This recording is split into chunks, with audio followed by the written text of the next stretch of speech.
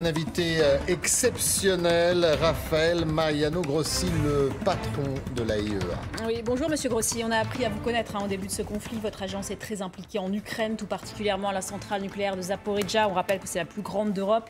On se rappelle la venue de votre équipe sur place début septembre, votre prise de parole qu'on avait retransmise en direct d'ailleurs sur LCI.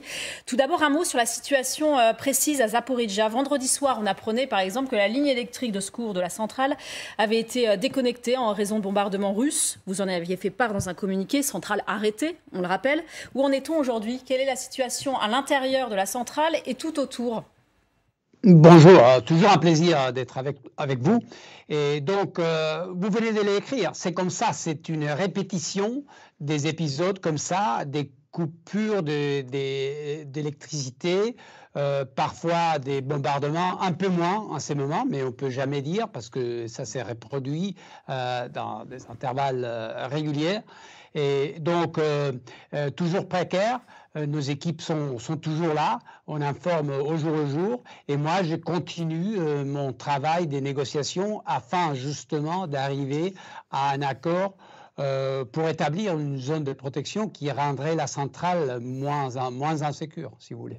Justement, monsieur le directeur, la dernière fois que vous êtes venu à Paris, vous aviez dit que vous aviez bon espoir d'arriver avant la fin de l'année, au moins à rencontrer Vladimir Poutine et peut-être de trouver une solution pour Zaporijjia.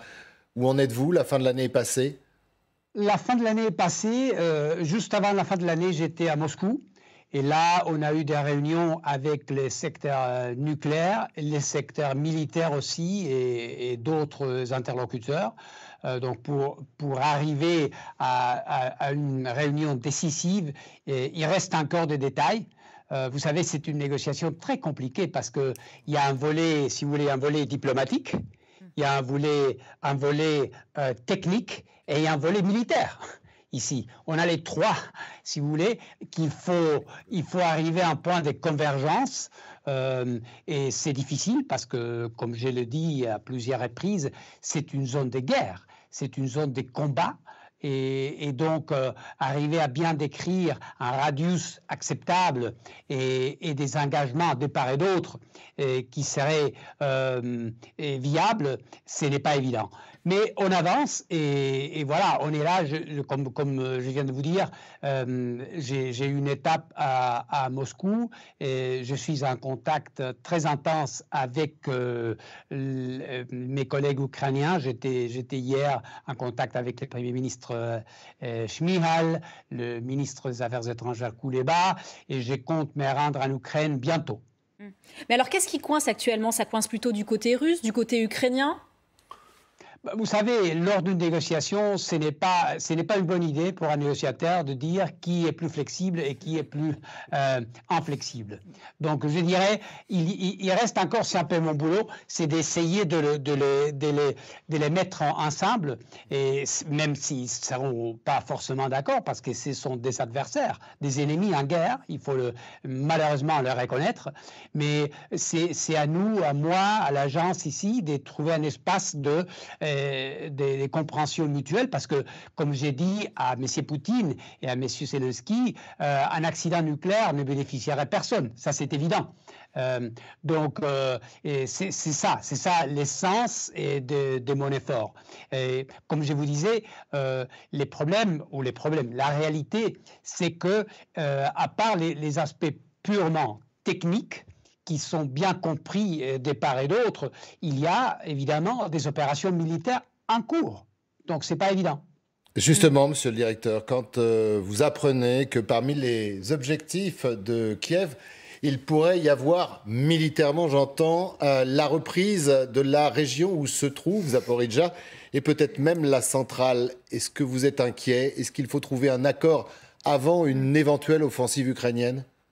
C'est un point très important.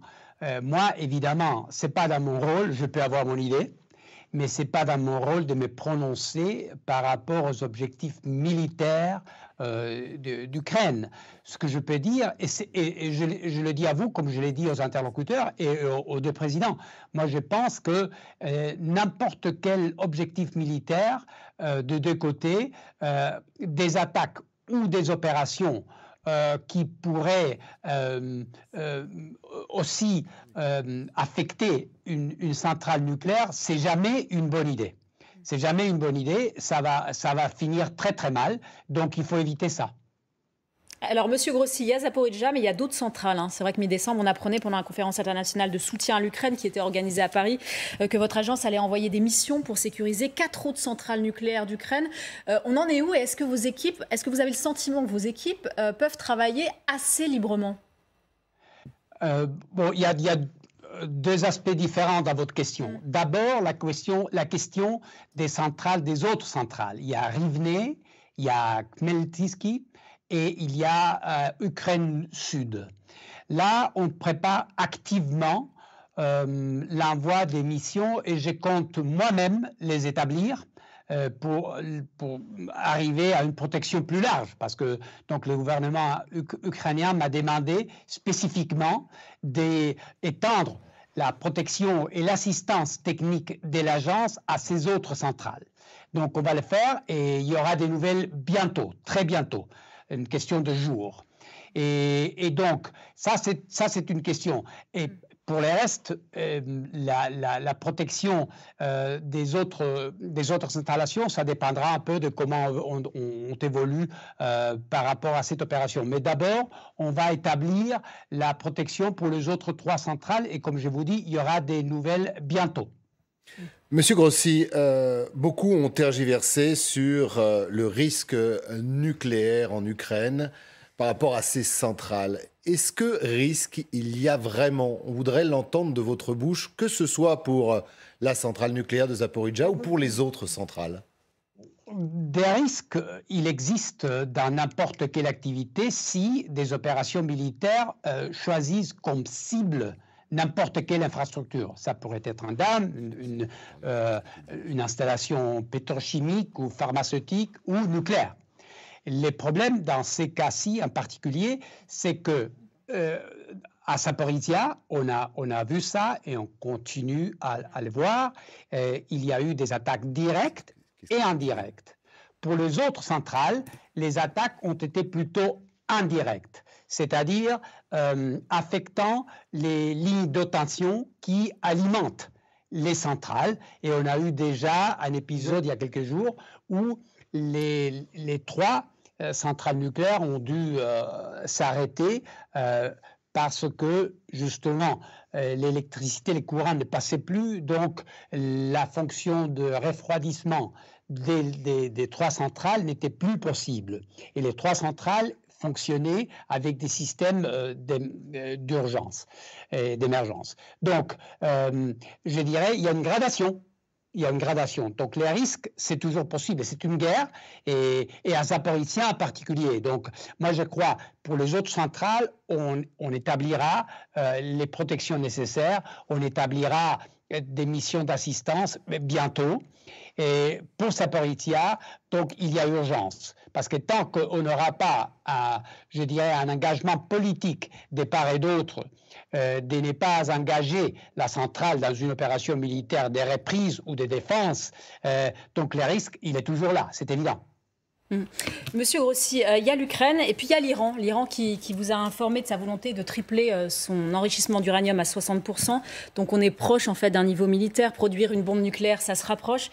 Est-ce que vous diriez qu'il y a un éventuel moyen de restaurer une quelconque voie par la confiance, ou alors, certains le disent, on est arrivé à un point de rupture peut-être total avec l'Iran? Non, moi je crois, vous savez, il faut toujours choisir la voie de la diplomatie, la voie de la négociation. Et j'ai dit qu'on est toujours prêt, moi je suis prêt. C'est vrai, et votre description est exacte. La situation n'est pas facile, les dialogues avec l'agence est limité, il existe toujours, mais j'ai dit aux autorités iraniennes, il faut